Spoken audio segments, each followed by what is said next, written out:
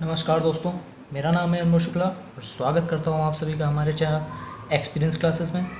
और यार आज का जो टॉपिक है वो हमारा इंजीनियरिंग मैथमेटिक्स 4 से है, जिसमें कि सबसे पहला टॉपिक है पार्शियल डिफरेंशियल इक्वेशन। ठीक है, ये सिमिलर है हमारे ऑर्डिनरी डिफरेंशियल इक्वेशन से। कुछ चीज़ें सेम हैं जो हम लोग पहले पढ़ चुके हैं। इसको आने के लिए आपको पार्शियल डिफरेंशिएशन बहुत मस्ट है। तो पार्शियल डिफरेंशिएशन की मैं वीडियो बना चुका हूँ, ऊपर आई बटन मिलेगा, वहाँ से आप लोग पढ़ सकते हैं। ठीक है।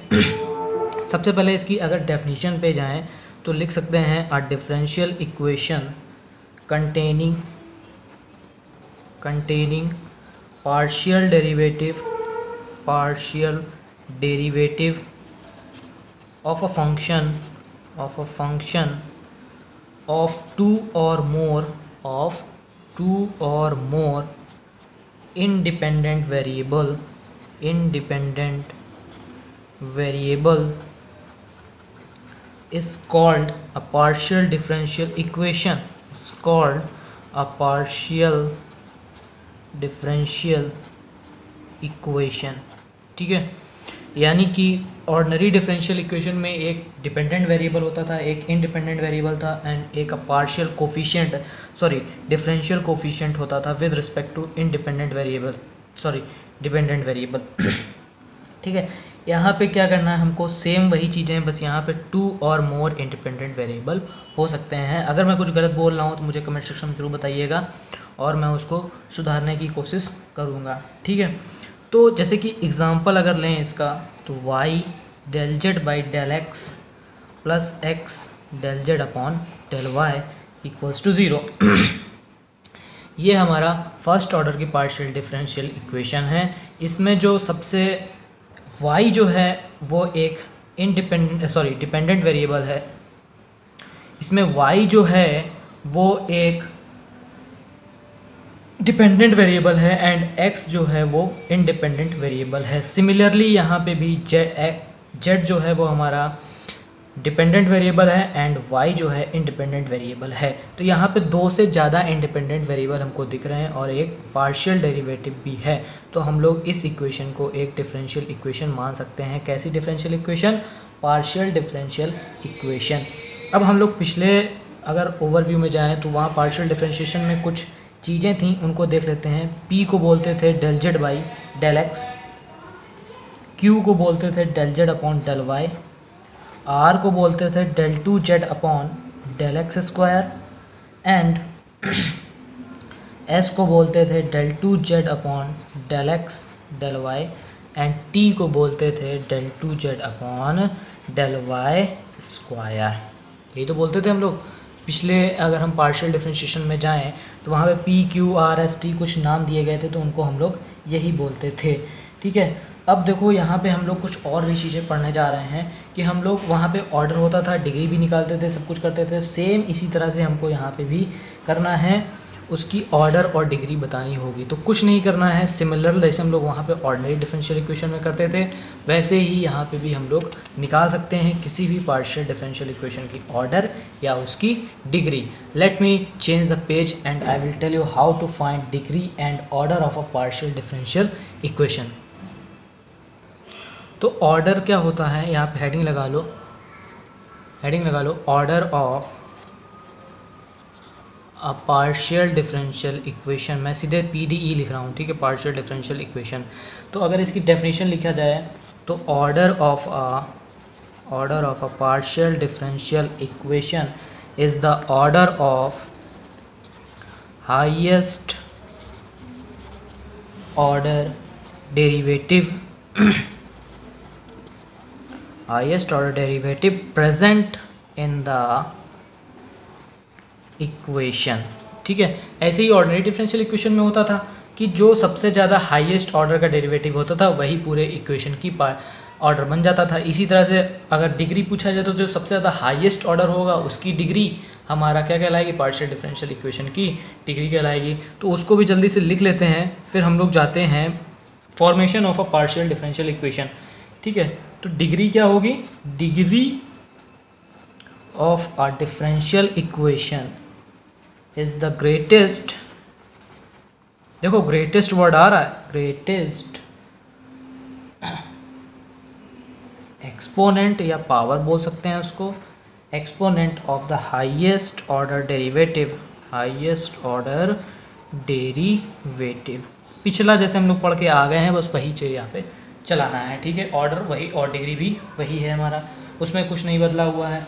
अब फॉर्मेशन ऑफ डिफरेंशियल इक्वेशन, किसी भी डिफरेंशियल इक्वेशन को कैसे बनाते थे। अगर हम ऑर्डिनरी डिफरेंशियल इक्वेशन की बात करें तो फॉर्मेशन हम लोग कैसे करते थे, जितने नंबर ऑफ आर्बिट्रेरी कांस्टेंट दिए होते थे उतनी बार डिफरेंशिएट कर देते थे और उनको एलिमिनेट कर देते थे।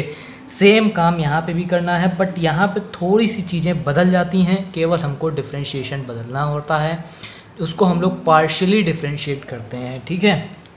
कितनी बार करते हैं वो सब हम देखेंगे अभी।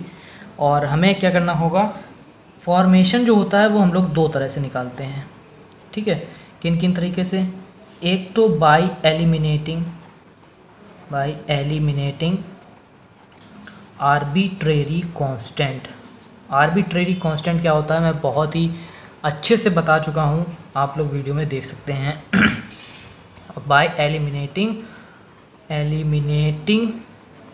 Arbitrary function. अब यहाँ पे एक फंक्शन भी आ जाएगा, आर्बिट्रेरी फंक्शन। यहाँ पे फंक्शन को भी एलिमिनेट करना होगा और हमको कहीं कहीं आर्बिट्रेरी कांस्टेंट भी हटाना पड़ेगा। तो हम लोग बारी बारी से 3-4 क्वेश्चन लेते हैं और उनको सॉल्व करते हैं, ठीक है। मैं यहाँ पे 4 क्वेश्चन लेने वाला हूँ, उन 4 क्वेश्चन में 2 हमारे सिंपल होंगे और 2 कठिन होंगे। तो उसी तरह से आप लोगों को करना क्या है, पहले यहाँ पे पहला क्वेश्चन समझना है, उसके बाद दूसरा क्वेश्चन खुद से ट्राई करना है और उसका सॉल्यूशन बाद में देखना है, फिर तीसरा क्वेश्चन देखना है एंड चौथा क्वेश्चन खुद से अटैम्प्ट करना है, ठीक है। So let begin. तो पहला क्वेश्चन ये है, कह रहा है form a partial differential equation from the following equation eliminating arbitrary constant. पहले आर्बिट्रेरी कांस्टेंट वाला करते हैं, z is equal to a x plus b y plus a b. And दूसरा क्वेश्चन है z is equal to x plus a and y plus b. And third question जो होगा वो एलिमिनेटिंग बाय फंक्शन होगा, आर्बिट्रेरी फंक्शन, ठीक है। तो थर्ड क्वेश्चन जो है वो है z is equal to f times x square minus y square. And fourth question जो है वो z is equal to x plus y plus f of x y, ठीक है। तो मैं ये 4 क्वेश्चंस ले रहा हूँ, इसमें से सबसे पहले मैं पहला क्वेश्चन सॉल्व करूँगा या दूसरा क्वेश्चन सॉल्व करूँगा, इसमें इसी तरह से मैं थर्ड या फोर्थ में कोई एक सॉल्व करूँगा। उसमें से एक क्वेश्चंस आपको देखना है एंड सेकंड क्वेश्चन आपको खुद से अटैम्प्ट करना है। सो मैं इसमें सबसे सेकंड वाला क्वेश्चन लेता हूँ, सॉल्यूशन देखिएगा। तो z is equal to x plus a and y plus b दिया हुआ है हमारे पास, ये हमें गिवन इक्वेशन है। अब इसमें देखो कितने आर्बिट्रेरी कांस्टेंट हैं और कितने वेरिएबल्स हैं, कितने क्या हैं क्या नहीं है। तो z जो है वो x और y दोनों का फंक्शन है, तो हमें ये तो पता चल रहा है कि इसको पार्शियल डिफरेंशिएशन ही करना पड़ेगा। a और b यहाँ पे क्या हैं, आर्बिट्रेरी कांस्टेंट हैं, तो इनको आर्बिट्रेरी कांस्टेंट हटाने के लिए करना पड़ेगा। सबसे पहले हमको z को x के रिस्पेक्ट में भी करना पड़ेगा पार्शियल डिफरेंशिएट और y के रिस्पेक्ट में भी करना पड़ेगा। तो यहाँ पे हम लोग एक हेडिंग लगा देते हैं, differentiate partially equation 1 with respect to x। पहले हम इक्वेशन 1 को x के रिस्पेक्ट में पार्शियली डिफरेंशिएट करने जा रहे हैं। जब x के रिस्पेक्ट में हम लोग z को पार्शियली डिफरेंशिएट करेंगे तो y वहाँ पे कैसा काम करेगा, एज अ कांस्टेंट काम करेगा। तो del z upon del x, x का अगर x के रिस्पेक्ट में करेंगे तो हमारा आंसर आएगा 1 एंड a है कांस्टेंट तो उसका हो जाएगा 0। तो 1 डॉट और y plus b as a constant, तो y प्लस बी की वैल्यू आ गई del z by del x. और अभी मैंने आप लोगों को बताया था कि del z by del x को हम लोग p से डिनोट करते हैं। तो यहाँ पे हमारे पास del z by del x यानी कि y प्लस बी की वैल्यू आ गई p। इसको हम कंसीडर कर लेते हैं इक्वेशन नंबर 2, ठीक है। अब अगर हम बात करें किसकी, अब हम लोग डिफरेंशिएट करने जा रहे हैं फर्स्ट को with respect to y, differentiating partially equation 1 with respect to y। अब यहाँ पे x plus a as a constant काम करेगा एंड b तो कांस्टेंट है ही है, तो del z upon del y की वैल्यू आ जाएगी x प्लस ए टाइम्स 1। तो del z by del y होता है q, तो q की वैल्यू ये आ गई। अब हम किस तरह से एलिमिनेट कर सकते हैं a और b को, तो a और b केवल एक ही तरह से हमको एलिमिनेट होता हुआ दिख रहा है कि जहाँ जहाँ x प्लस ए है वहाँ पे q रख दिया जाए और y प्लस बी की जगह p रख दिया जाए, तो हमारा आंसर आ जाएगा। तो यहाँ पे मैं फाइनल आंसर लिखने जा रहा हूँ, z is equal to x plus a की वैल्यू थी q और y प्लस बी की वैल्यू थी p। ये हमारा लास्ट आंसर है, यानी कि फाइनल आंसर है। देखा है ना सिंपल कि नहीं है। अब जल्दी से करना क्या है, आप लोगों को इसका फर्स्ट क्वेश्चन अटैम्प्ट करना है एंड देन मैं इसको सॉल्व करूँगा, ठीक है। तो जल्दी से वीडियो को पॉज करो और ये वाला क्वेश्चंस लगाओ। हो गया, तो देखो क्वेश्चन क्या था, z इज़ इक्वल टू क्या था question, ax plus b Y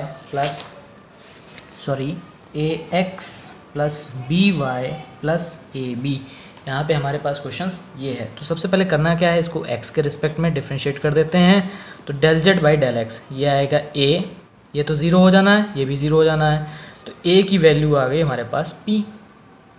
ठीक है, सिंपल है ना, आसान है कि नहीं है। इसी तरह से अगर हम del z by del y निकालें तो वो कितना आएगा, b आएगा, और इसको क्या बोल सकते हैं, q बोल सकते हैं।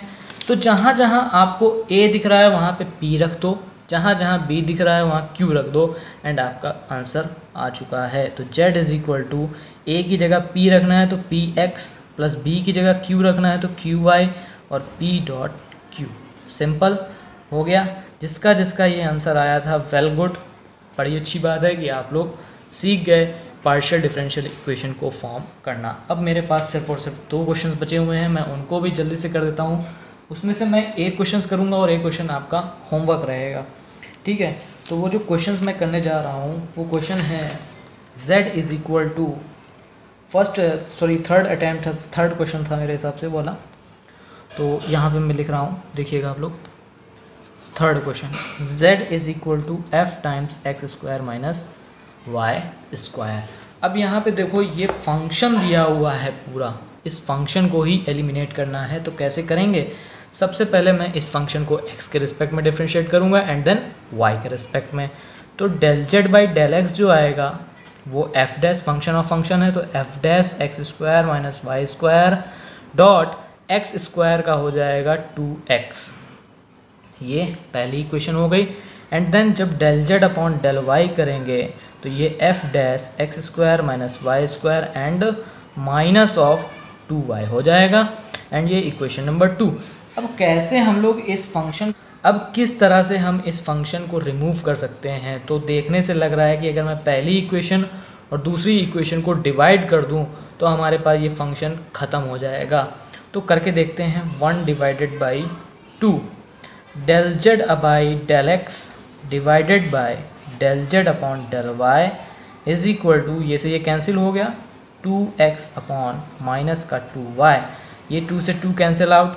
डेल जेड की वैल्यू होती है p upon q is equal to x upon minus y, ठीक है। तो हमारे पास जो आंसर आएगा वो आंसर कुछ इस तरह से आएगा।